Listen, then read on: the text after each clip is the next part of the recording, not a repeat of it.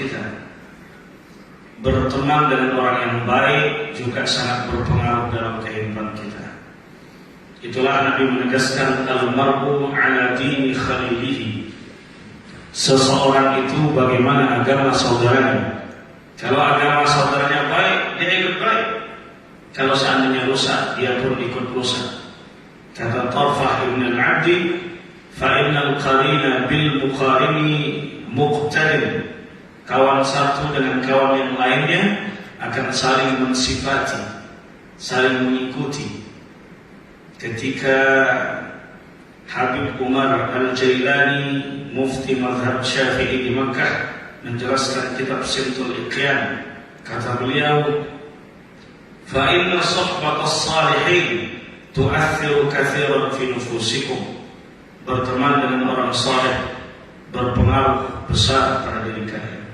Maka kita, antum semua termasuk orang-orang yang beruntung karena hidup di lingkungan yang saleh, hidup di lingkungan orang-orang yang baik, dan nanti di hari kiamat kita pun akan berkumpul karena Allah, berkumpul dengan Rasulullah di surga Allah Subhanahu wa taala. Al-mar'u ma'a man ahabba. Seseorang itu akan dikumpulkan bersama dengan orang yang dia cintai di hari kiamat kalau dia berteman karena Allah. Tapi kalau seandainya dia berteman itu karena urusan dunia saja, yang kita khawatirkan nanti apa yang dijanjikan oleh Allah, al-akhilla yawma idzin ba'duhum li ba'din adu illa al-muttaqin. Kawan satu dengan kawan yang lainnya nanti di hari kiamat akan saling bermusuhan kecuali orang-orang yang bertakwa. Oleh sebab itu kita berteman adalah untuk urusan dakwah, adalah untuk urusan ketaatan kepada Allah Subhanahu wa ta'ala. Ikhwati dan akhwati yang dirahmati Allah Subhanahu wa ta'ala, judul kita membahas tentang sebenarnya bagaimana hukum bunuh diri. Saudara yang pernah mencoba bunuh diri? Belum ada. Karena kita tentu saja hidup dengan iman.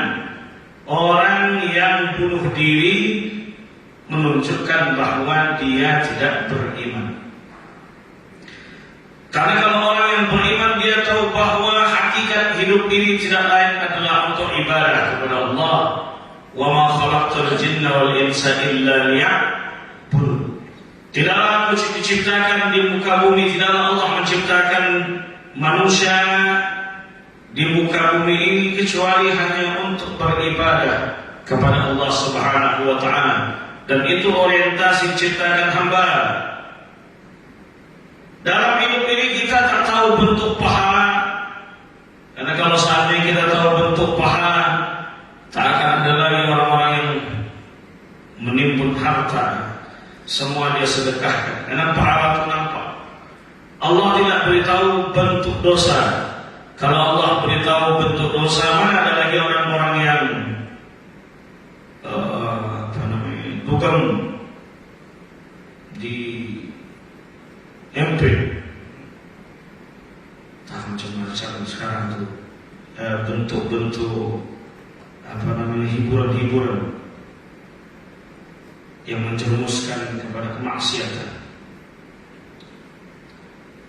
Kalau Allah beritahu kapan kita mati, tentu kita tak akan lagi sibuk dengan bisnis kita, sibuk dengan Instagram kita, sibuk dengan TikTok kita. Tentu kita akan iktikaf di masjid siang malam, beribadah di hadapan Allah, membaca Al-Quran. Karena kematian sudah diberitahu. Kapan kematian bagi kita itu akan tiba. Tapi Allah tidak beritahu itu semua, tidak lain adalah liyabluwakum ayyukum ahsanu amala. Allah ciptakan kematian, Allah ciptakan kehidupan, tidak lain adalah untuk menguji hambanya sampai mana hambanya itu taat kepada Allah Subhanahu wa ta'ala. Kita semua diuji oleh Allah Subhanahu wa ta'ala. Mana hamba yang taat, mana hamba yang cinta dengan dunia, mana hamba yang tak mau sujud di hadapan. Kita diuji oleh Allah Subhanahu wa ta'ala. Oleh sebab itu,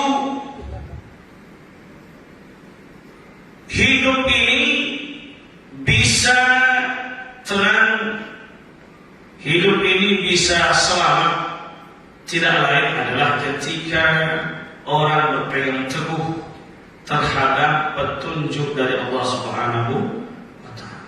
Petunjuk itu apa? Al-Quran dan Sunnah baginda Rasulullah Sallallahu Alaihi Wasallam. Siapa yang berpaling dari Al-Quran, kata Allah, wa man a'rada an dzikri fa inna lahu ma'isyatan danka. Siapa yang berpaling dari az-zikru, az-zikru itu maknanya adalah Al-Quran. Dari mana kita tahu zikru itu adalah Al-Quran? Firman Allah, inna nahnu nazzalna az-zikra wa inna lahu lahafizun. Kami yang turunkan Al-Quran, kami juga yang menjamin penjagaannya, kata Allah. Kemudian Nabi ketika ditanya, apa itu Al-Quran ya Rasulullah? Al-Quran itu adalah Al-Hablul Matin, Wa-Zikrul Hakim, Was-Siratul Mustaqim. Quran itu adalah tali Allah yang kuat, pengingat yang bijaksana, Az-Zikru, dan jalan yang lurus, As-Siratul Mustaqim. Dalam Al-Quranlah ada tunjuk ajar bagi hamba apa yang harus dilakukan hamba, baik itu hubungan kepada Allah ataupun hubungan kepada sesama manusia atau kepada makhluk Allah yang lainnya, diatur oleh Islam melalui petunjuk, melalui Al-Quran. Dan Al-Quran itu adalah cahaya. Kita ini bisa hidup tanpa cahaya? Tak bisa. Mati lampunya sejam, apa yang kita rasakan? Gelisah, tak tenang. Istana yang hebat, yang mewah, yang megah, kalau tak ada cahaya, istana itu tak ada artinya. Kita kalau tak ada cahaya matahari, tak ada cahaya bulan yang menerangi kita, gelap, gelap gempita, tak ada, seolah-olah kehidupan ini tak ada artinya. Begitu pula manusia ketika jauh dari cahaya petunjuk yang ada di dalam Al-Quran. Maka Al-Quran itu adalah cahaya. Wa anzalna ilaikum nuran mubina. Kata Allah, kami turunkan kepada kalian nuran mubina. Kata Imam Mujahid dalam tafsir At-Tabari, yang dimaksud dengan nur di situ adalah cahaya Al-Quran.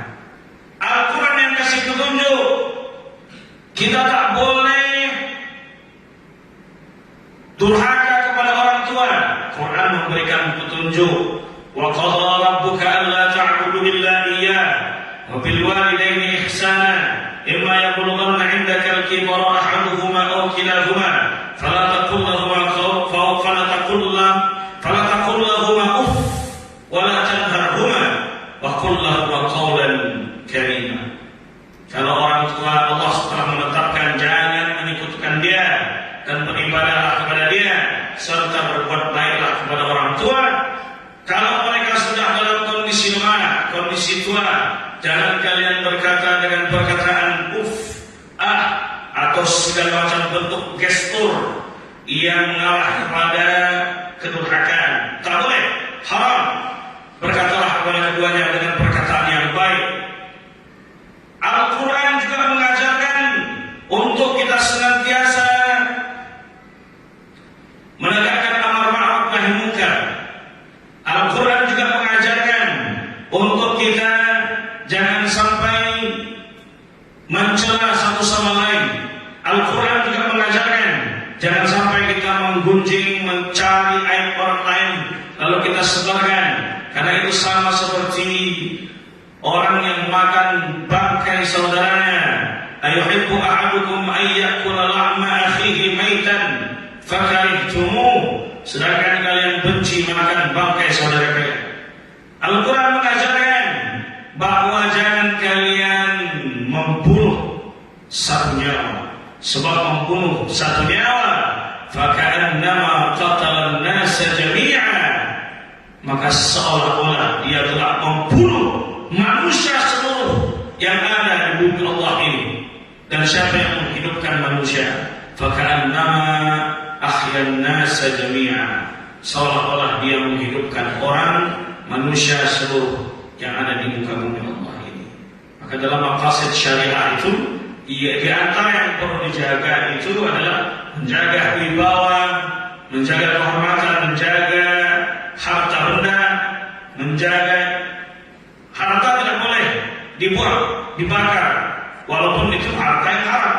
Dalam fatwa Mu'asirah Syekh Yusuf Al-Qardawi dikatakan harta tidak boleh dibuang walaupun hasil korupsi 350 triliun tak boleh dibakar. Lalu ketika harta tidak boleh dibakar, boleh untuk diinfakkan ke maslahat umum. Contoh pembangunan jalan, contoh yayasan tabung wakaf, boleh. YTU kalau jumpa duit haram, duit itu tak boleh dibakar, apalagi dibelikan secara lauk, tak boleh.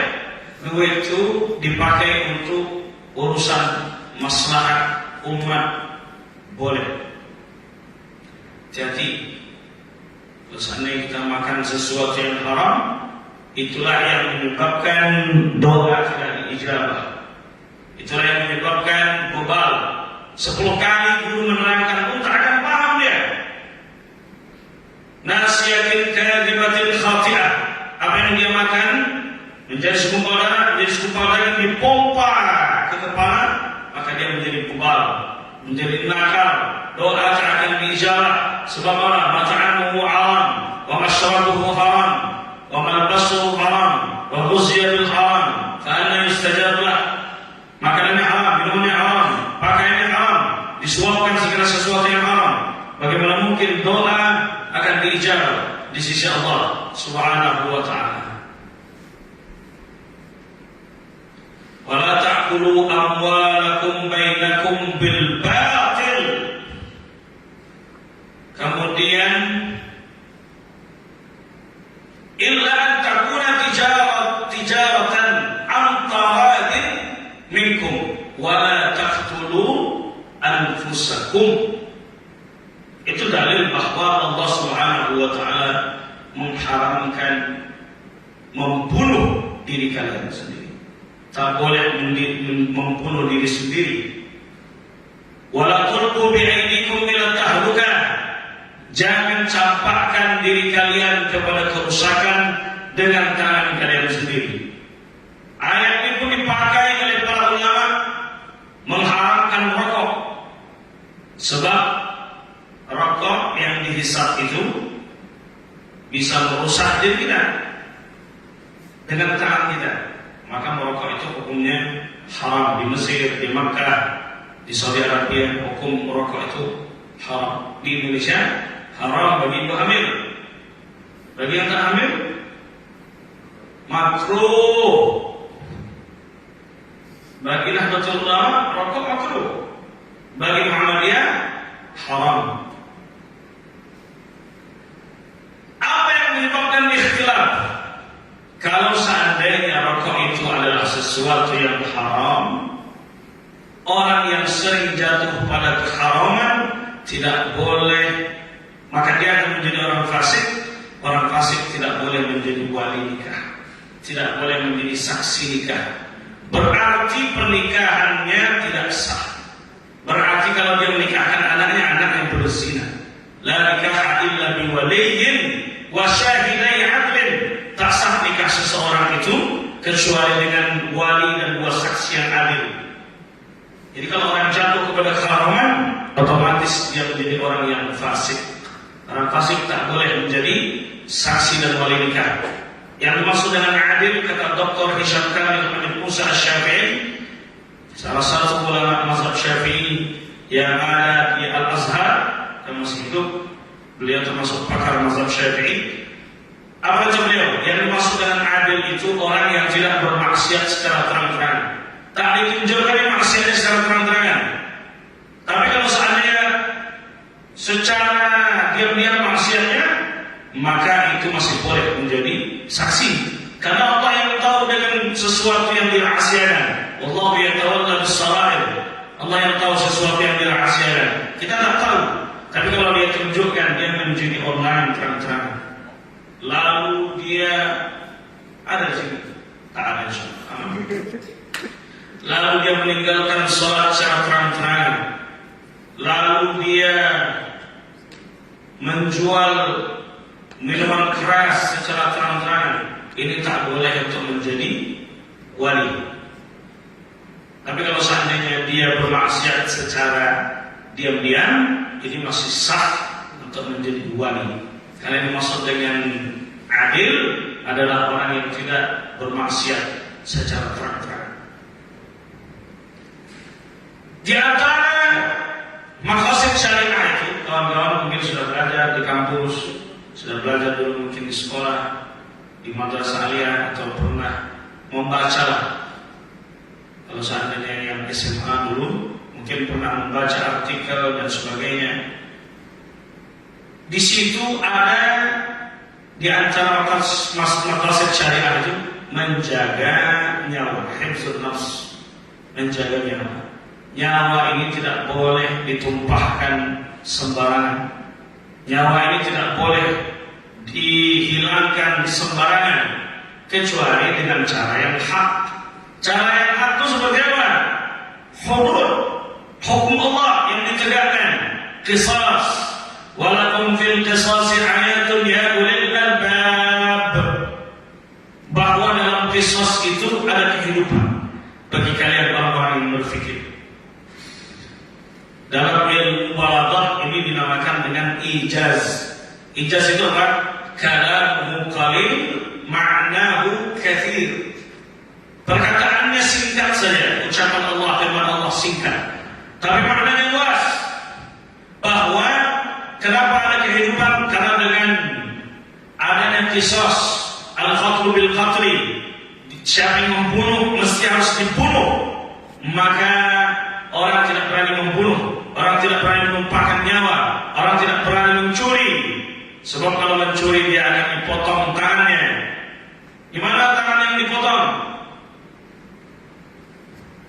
Maka ketika Al-Quran itu posisinya mujmal, maka yang menjelaskannya adalah hadis. Posisi Quran bicara as-sariqu was-sariqatu faqta'u aydiyahuma. Orang yang mencuri laki-laki dan orang yang mencuri perempuan, potong tangannya. Mana yang potong? Dijelaskan oleh hadis, yang dipotong adalah al-mafsil. Nih, pergelangan. Ini tidak sampai mirfaq, karena ini pun bagian dari tangan. Tidak sampai kol, tidak sampai siku. Jadi yang dipotong hanya pergelangan tangan kiri. Bukan pergelangan tangan kiri, yang pergelangan tangan. Jadi potongnya seperti apa? Potong silang. Orang mencuri, potong tangan kanan. Kalau mencuri sekali lagi, potong kaki kiri. Kalau mencuri sekali lagi, potong tangan kiri.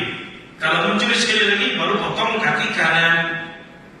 Dijelaskan oleh hadis, karena tidak dijelaskan oleh Al-Quran secara detail. Posisi hadis itu, wa anzalna ilaika dzikra litubayyana lin-nasi ma nuzila ilaihim. Kata Allah, kami turunkan Al-Quran kepada engkau Muhammad agar engkau jelaskan kepada mereka isi kandungan daripada Al-Quran. Maka Nabi yang menjelaskan secara detail apa isi kandungan Al-Quran. Walaupun tidak semuanya dijelaskan oleh Nabi.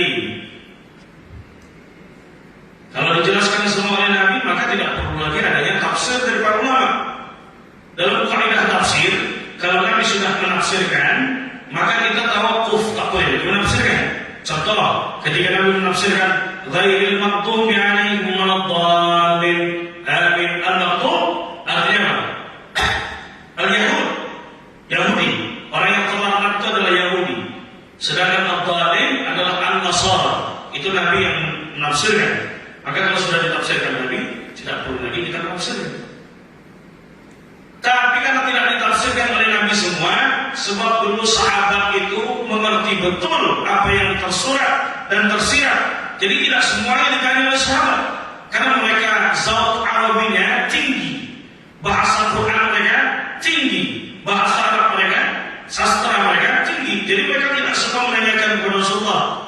Oleh sebab itu para ulama boleh menafsirkan.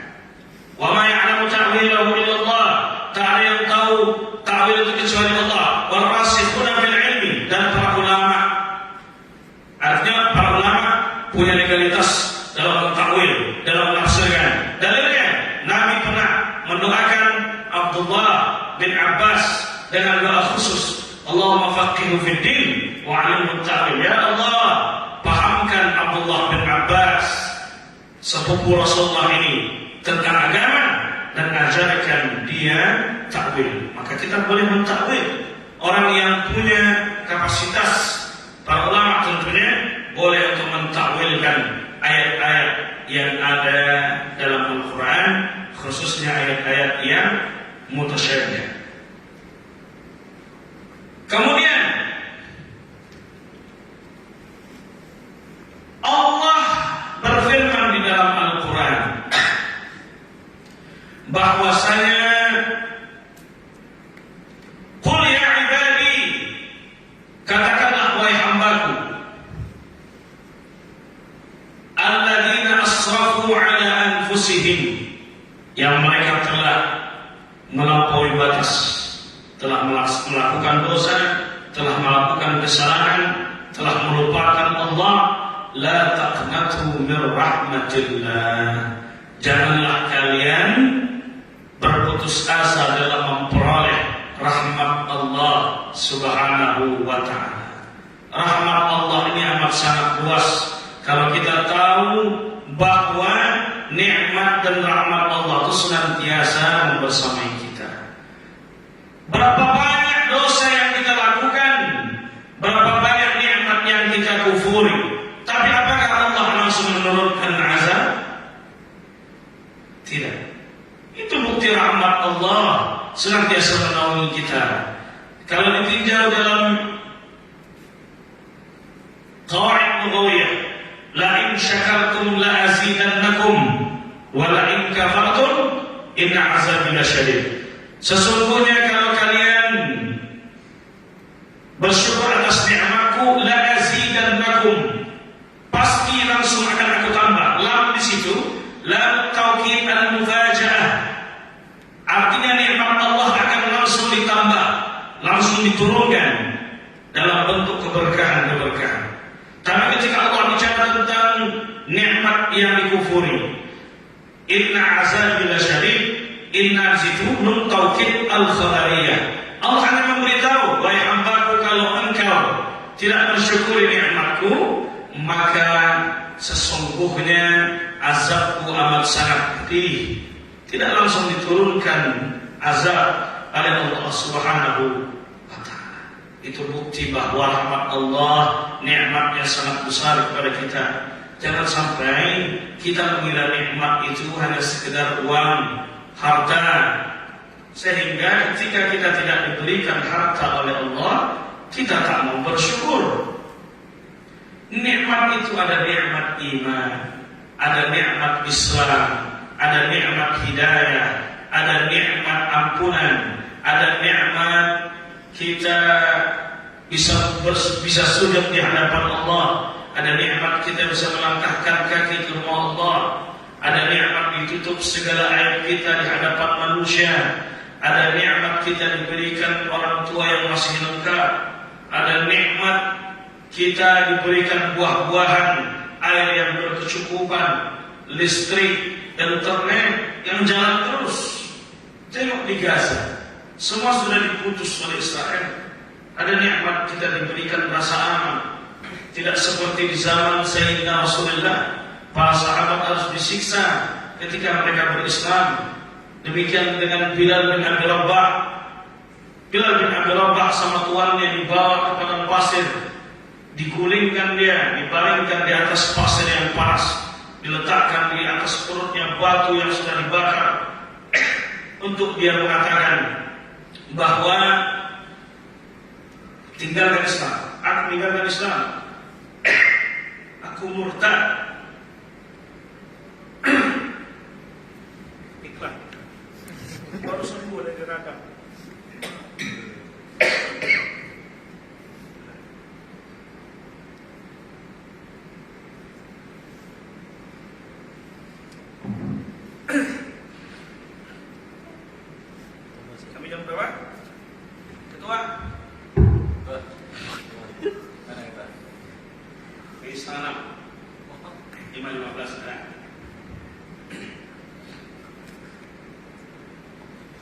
Bilal disuruh meninggalkan Islam. Lalu apa kata Bilal? Ahad, ahad, ahad. Esa. Ketika sampai di Madinah, dan saat itu kondisinya memang sudah kondusif, ditanya oleh sahabat kepada Bilal, ketika engkau disiksa untuk meninggalkan Islam, kenapa yang engkau katakan ahad, tidak Allah? Apa kata Bilal? Tidak ada kalimat yang paling dibenci oleh kafir Quraisy yang ku tahu kecuali ahad, esa. Sebab mereka mengakui adanya Allah, tapi Allah berhak untuk disekutukan. Wa la yusalatu man khalaqas samawati wal ardh wa sakhkhara asy-syamsa wal qamara la yaqulunna Allah. Kalau kalian tanyakan siapa yang menciptakan langit dan bumi, lalu siapa yang menggerakkan matahari, bulan, mereka berkata Allah, tapi mereka beribadah atau tidak? Tidak. Mereka menyembah berhala yang mereka tempelkan di Ka'bah.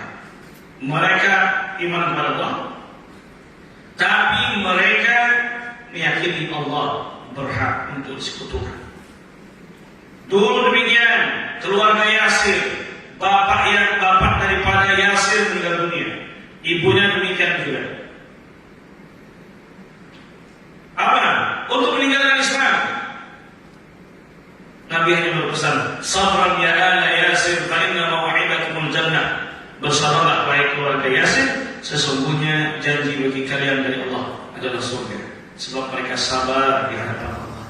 Oleh sebab itu, kita kalau seandainya dihadapkan dengan musibah, dihadapkan dengan masalah, dihadapkan dengan sesuatu yang amat sangat berat, itu bukti Allah cinta dengan kita. Allah masih peduli dengan kita. Karena Nabi menegaskan, Inna Allah idza ahabba 'abdan ibtalahu. Allah itu kalau cinta dengan hambanya, dia uji hambanya.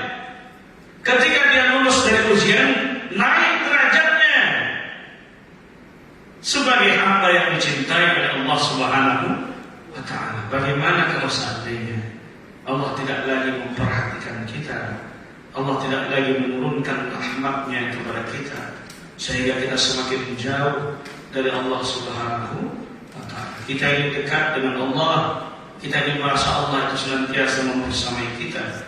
Itu bukti bahwa seseorang itu beriman. Ajaban min amril mu'min. Urusan orang beriman itu selalu menakjubkan. Wala yakunu dzalika illa lil mu'min, dan itu tak terjadi kecuali pada orang yang beriman. In asabahu sarra syakar, fa kana khairun lah. Kalau dihadapkan dengan nikmat, dia bersyukur, dan itu baik bagi dia. Wa in asabahu dharra sabar, fa kana khairun lah. Dan kalau dihadapkan dengan musibah, dia sabar, dan itu adalah baik juga bagi dia. Bagaimana cara mohon pertolongan? Wasta'inu bis sabri was salah. Mintalah pertolongan kepada Allah dengan sabar dan salat. Wa innaha lakabiratun illa 'alal khashi'in. Dan salat itu amat sangat berat kecuali bagi orang-orang yang khusyuk. Berat dalam artian bukan berat secara fisik. Karena kita mampu beraktivitas berjam-jam di kebun, sanggup 5 jam. Main futsal sanggup 2 jam. Tak capek kan? Paling tumbak nanti malam tidur nikmat. Di kantor tahan dari pagi sampai sore. Tapi yang 7 ini berat. Maka kata para ulama, bukan berat secara fisik. Yang dimaksud lakabirah itu adalah kesombongan, seolah-olah kita tidak butuh kepada Allah Subhanahu wa ta'ala. Padahal Allah tegaskan, wa may yanqalibu 'ala 'aqibaihi fala yadurru Allah syai'a. Siapa yang berpaling dari agama Allah, maka tidak akan pernah merugikan Allah. Seluruh penduduk yang ada di muka bumi ini tidak sujud di hadapan Allah, apa Allah berhenti menjadi Tuhan? Tidak. Allah tetap Allah, Tuhan yang Maha Agung, Tuhan yang Maha Berkuasa, Tuhan yang Maha Hebat. Oleh sebab itu kita lah butuh kepada Allah Subhanahu wa ta'ala. Supaya muncul rasa syukur itu, kata Nabi dalam hadis riwayat Bukhari, unzuru ila man asfala minkum. Lihatlah orang yang tidak seberuntung kalian. Berapa banyak orang yang tidak lagi sehat, mampu dia, sanggup dia, ringan kakinya, melangkahkan ke masjid. Berapa banyak orang yang tidak diberikan kesempatan melihat dengan sempurna dengan matanya, tapi dia bisa hafal Quran mutqin 30 juz. Kenapa yang diberikan mata yang sempurna? Jangankan membaca, menghafal, membuka pun kita enggak. Termasuklah ketika orang menjadikan bahwa Al-Quran adalah seperangkat alat sholat sebagai mahar pernikahan. Mahar saat pernikahan. Setelah itu tak lagi dibuka lagi kalau Ramadan, malam nuzul Quran. Habis itu betul balik. Bukan lagi tahun depan, setahun sekali itu. Oleh sebab itu banyak sekali nikmat yang diberikan oleh Allah Subhanahu wa taala yang mesti harus kita syukuri. Fa bi ayyi ala'i rabbikuma tukadziban? Apa artinya? Dan nikmat Tuhan mana lagi yang kalian mustahil wahai jin dan manusia? Berapa kali diulang dalam surah Rahman? 31 kali. Kenapa diulang 31 kali? Dalam tafsir Al-Munir, karena Syekh Wahbah Zuhaili tikrar hadhihi al-ayah wa 30 marra tawkidan ala wujub syukr li ni'matillah. Diulang 31 kali tidak lain adalah penegasan terhadap kewajiban kita bersyukur atas nikmat yang telah dikaruniakan Allah Subhanahu wa taala. Kalau nikmat ini sudah kita syukuri, kalau kita pandai menjadi orang bersyukur, tentu kita akan menjadi orang yang paling bahagia. Jadi kebahagiaan itu bukan ketika ada harta. Kebahagiaan itu ketika kita pandai bersyukur walaupun nikmat itu yang diberikan tidak sebanyak orang lain. Jadi kebahagiaan itu tidak bergantung pada harta. Buktinya, berapa banyak orang yang mempunyai harta benda yang melimpah, miliar-miliar, tapi tak ada lagi yang bisa dia makan kecuali ubi kayu. Karena makan ini takut kolesterol, takut asam urat, diabetes meletus, jantung koroner. Takut kan? Takut makan daging kambing. Sebab dalam daging kambing itu mengandung kolesterol. Padahal kambing tidak mengandung kolesterol. Kambing itu mengandung anak dia. Jangan takut makan daging kambing. Coba buka Sahih Bukhari. Apa yang paling disukai Nabi? Paha kambing. Jadi jangan sampai kita takut makan daging kambing. Sikat saja. Pernah akikahan keluarga, tak ada satupun yang berani menyentuh kepala kambing. Katanya nanti takut tumbang. Saya ambil, saya masukkan, saya taruh di piring, saya makan sendiri. Kemudian tumbang enggak? Enggak tumbang. Mungkin sekitar 3 jam setelah itu tumbang. Sejam pertama belum. Jadi kolesterol itu tak ada makan kambing itu kolesterol. Kolesterol itu di rumah sakit kalau dicek atau baru muncul kolesterol. Nah, jadi kalau saat makan kolesterol itu tidak aman insyaallah. Sering-sering bikin sate kambing. Kalau misalnya jarang cara sudah kalau buat sate kambing. Oleh sebab itu, kebahagiaan itu adalah ketika manusia pandai bersyukur terhadap nikmat yang dikaruniakan Allah Subhanahu wa taala. Oh, ujian saya berat. Jadi seolah-olah ujian orang tidak berat. Itulah teguran dari Allah kepada orang-orang yang terluka pada perang Uhud. Allah tegur kepada mereka, "Iyamsaskum qarhun faqad massal qauma qarhun mithluh." Kalau kau sekarang terluka, orang-orang di perang Badar lebih parah daripada kalian. Dan orang-orang di dalam perang Badar juga mengalami hal yang lebih parah daripada itu. Oleh sebab itu, ada banyak banget yang bisa kawan-kawan jadikan sebagai bahan renungan dari banyaknya isi. Banyak yang melihat ketika dia dihadapkan dengan satu masalah, berarti dia stabil, berarti ada dia. Sementara kalau misalnya kita lihat dari sisi yang udah usah terikir dari itu, kelas kita untuk menaikkan mungkin kekuatan mental kita hadapi masalah. masalah untuk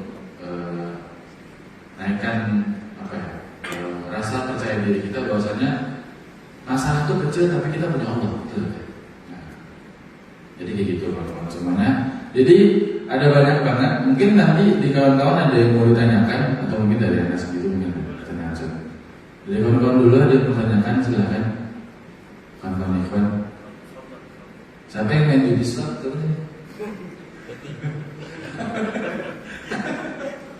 Enggak ya. Jadi ada yang mau nanya? Apa? Ada yang mau nanya kan? Nah ini paham atau memang tadi nggak nyimak? Bagaimana? Paham ya? Kawan-kawan apa tadi yang bertanya kan? Nggak perlu malu sih sebenarnya. Kalau pengen nambah ilmu tambah aja. Apakah orang bunuh diri itu menyalahi takdir? Ah itu gimana? Menurut kawan-kawan? Ada yang mau nanya itu nggak? Kalau tak saya tanya, antum jawab. Ada yang Itu tuh sedikit nanya, apakah orang yang bunuh diri itu menyalahi takdir? Karena kalau misalnya secara tindakan Allah sudah mentakdirkan kita untuk wafat di umur sekian, tapi dia mencit, iya curang kan? Ya orang ada masalah dia, capek nih, capek banget ada masalah mati dia kasih itu.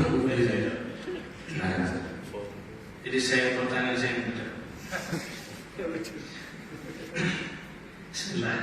Jadi dalam hidup ini mengenai takdir itu mesti harus benar pemahaman kita. Takdir itu bisa diubah atau tak bisa diubah. Takdir itu bisa diikhtiarkan atau tidak bisa diikhtiarkan. Jangan sampai kita seperti Qadariyah dan Mu'tazilah. Mereka ini anti terhadap takdir. Makanya ada ungkapan orang Mu'tazilah mengatakan annal insan yakhluqu af'alahu bi nafsihi. Manusia dapat menciptakan perbuatannya sendiri, tidak ada keikutsertaan Allah. Sebaliknya Jabariyah mengatakan bahwa segala sesuatu sudah ditentukan Allah dan manusia tidak bisa berikhtiar. Jadi manusia sudah dipaksa oleh Allah. Aku main di slot, aku check in, aku beli angker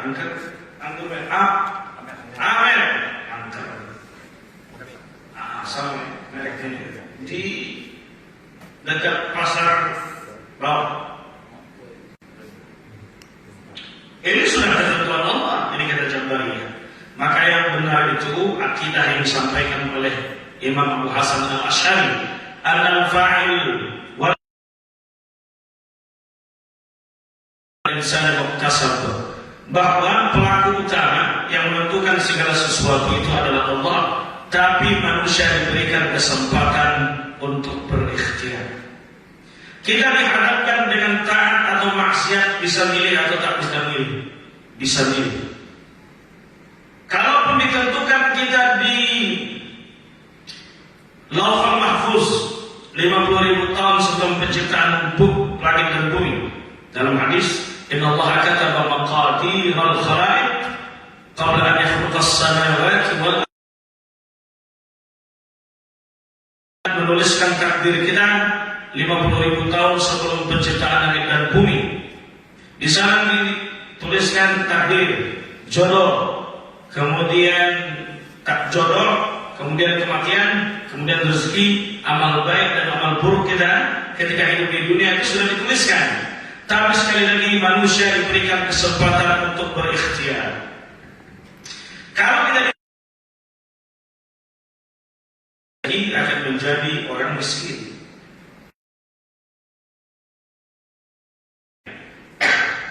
Bisa berikhtiar menjadi orang yang kaya? Bisa atau tidak? Bisa. Dengan apa? Belajar sungguh-sungguh, dengan bisnis, dengan menggali.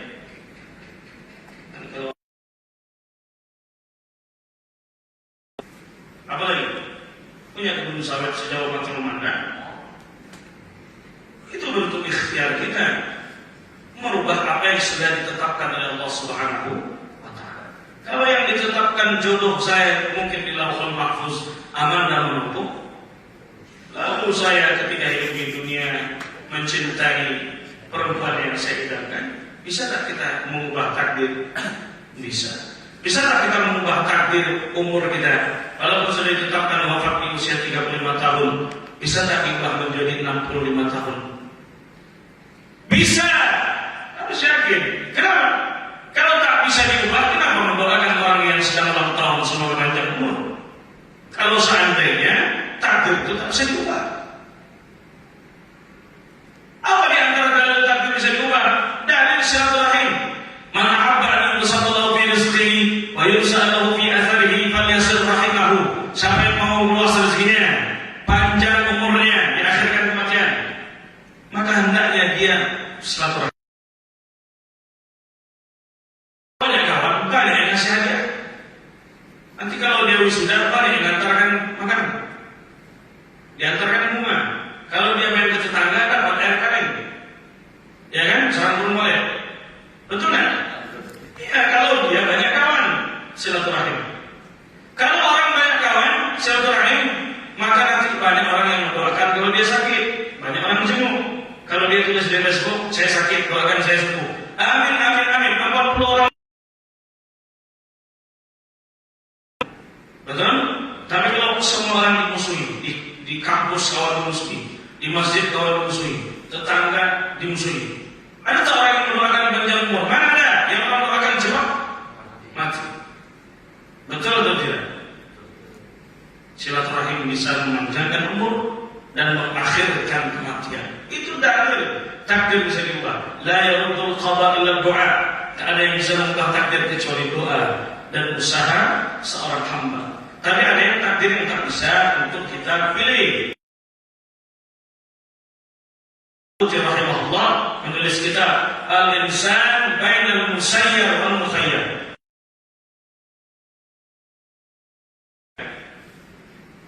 Ketika dia lahir dalam kondisi menjadi orang, Allah yang pilihkan. Anda bisa kita pilih. Allah yang pilihkan. Kalau bisa pilih, tentu yang perempuan mau jadi orang bugis, karena uang panah yang besar. Ya kan? Tak bisa dia lagi.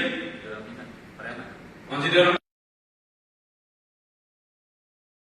empat pilih tinggalkan daripada. Oleh sebab itu takdir ada yang bisa diubah, ada yang tak bisa diubah. Kalau kita ditakdirkan tanggal sekian hari ini engkau akan melakukan kemaksiatan, kita dihadapkan kemaksiatan, bisa milih taat atau meninggalkan. Bisa Allah menetapkan sesuatu, tapi Allah memberikan kesempatan kepada hambanya untuk berikhtiar. Maka ketika dia dihadapkan dengan masalah yang amat sangat banyak dalam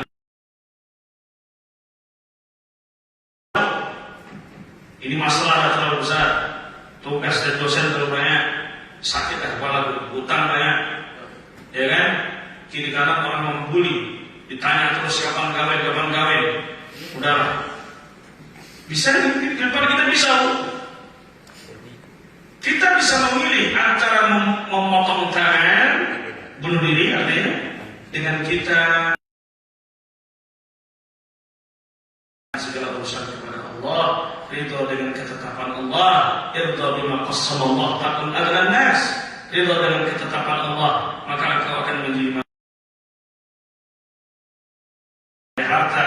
Laisa ghina an kathratil 'arabi walakin ghina nafsi kullul ghina. Kata Nabi, kekayaan yang hakiki bukan kekayaan harta, tapi kekayaan hati adalah kekayaan yang sesungguhnya, kaya hati. Oleh sebab itu dalam satu riwayat dikatakan bahwa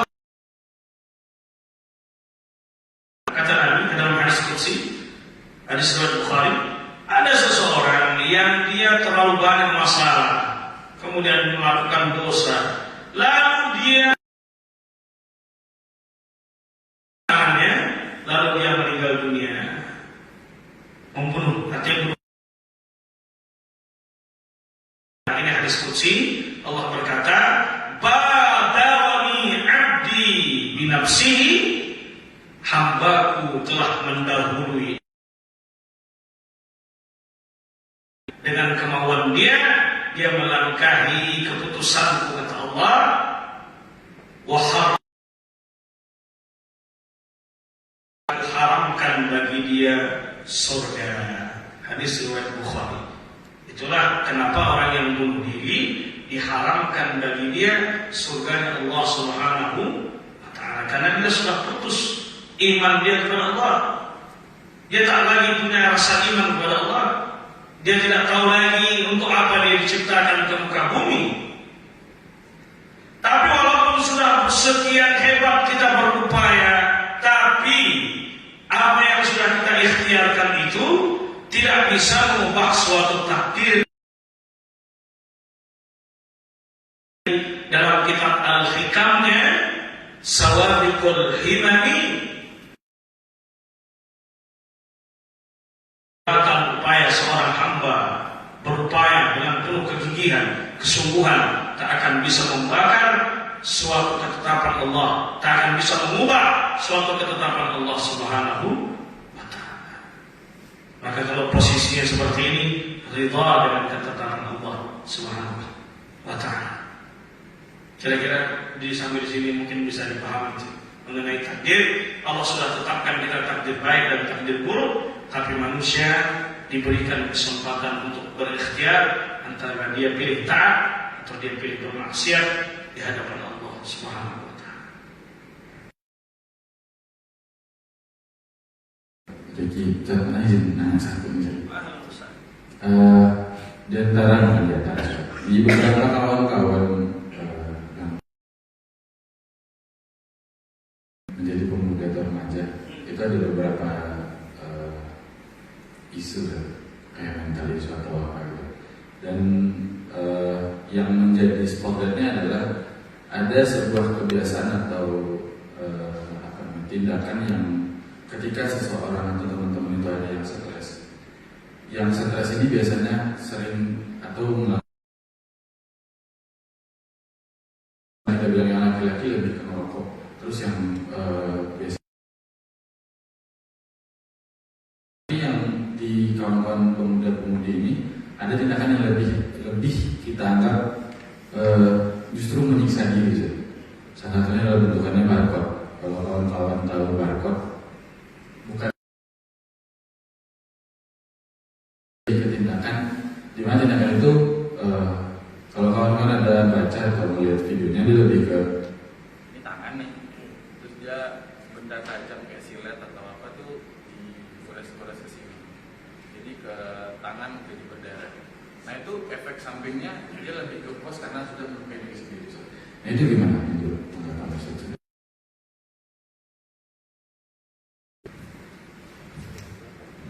Dalilnya jelas bahwa Allah Subhanahu wa ta'ala menegaskan, dan dalilnya kita baca tadi.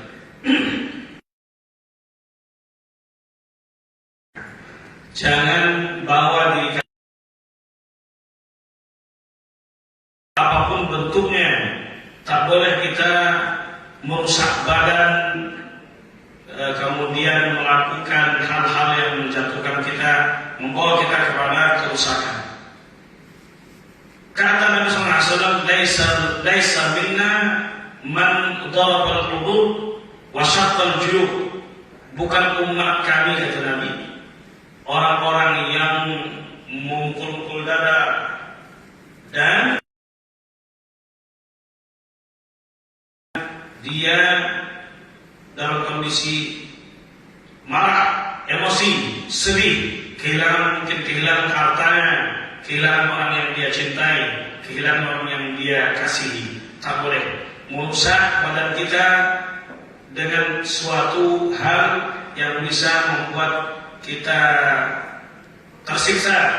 Tak boleh, karena ini merupakan sesuatu yang diharamkan di dalam agama. Maka kalau kita dihadapkan dengan sesuatu yang mungkin memberatkan kita, apa yang kita lakukan sebagai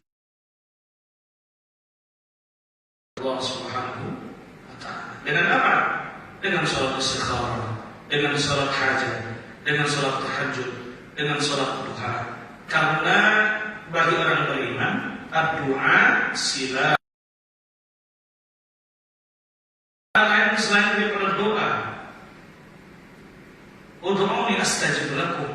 Mintalah kepadaku, aku akan kabulkan apa yang engkau minta. Kenapa sholat laili fatahajjat bihi nafilatan lak? Bangunlah, lalu sholat tahajud engkau. Orang yang bermunajat saat sholat tahajud, orang yang datang kepada ibunda, orang nanti antum punya anak lima itu datang minta duit kepada antum, dikasih atau tidak? Dikasih, masing-masing 10.000. Dah cukup kan? Kepada orang tua, rajin sholat, otomatis yang satu ini mendapatkan kemuliaan. Betul? Begitulah seseorang ketika dia datang di saat manusia menikmati kehangatan selimutnya.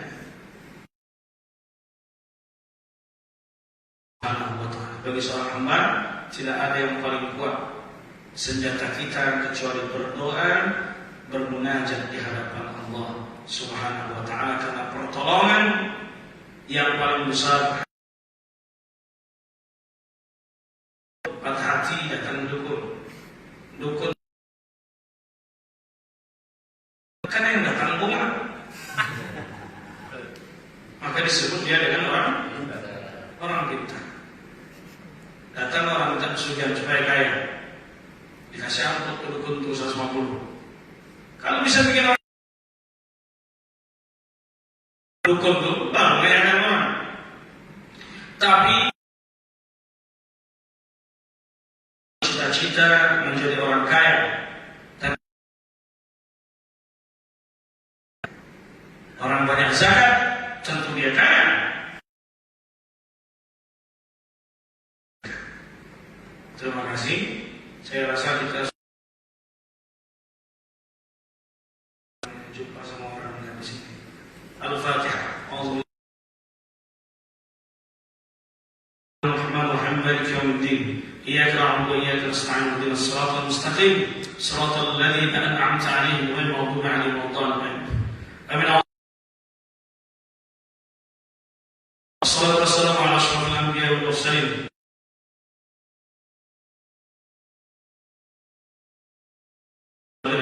اللهم لا تمنع دعاءنا بذنوبنا ولا تمنع رحمتك علينا بمعاصينا. اللهم انصر إخواننا المجاهدين في فلسطين. اللهم انصر إخواننا المستضعفين في فلسطين. اللهم رد علينا القدس ردا جميلا. اللهم رد علينا القدس ردا جميلا. اللهم رد علينا القدس ردا جميلا. ربنا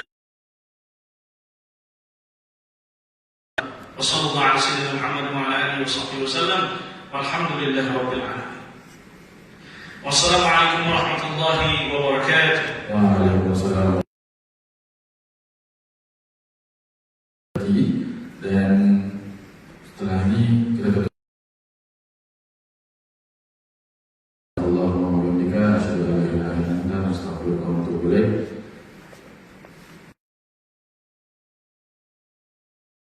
Saya Farid dan Sanad mengundur diri.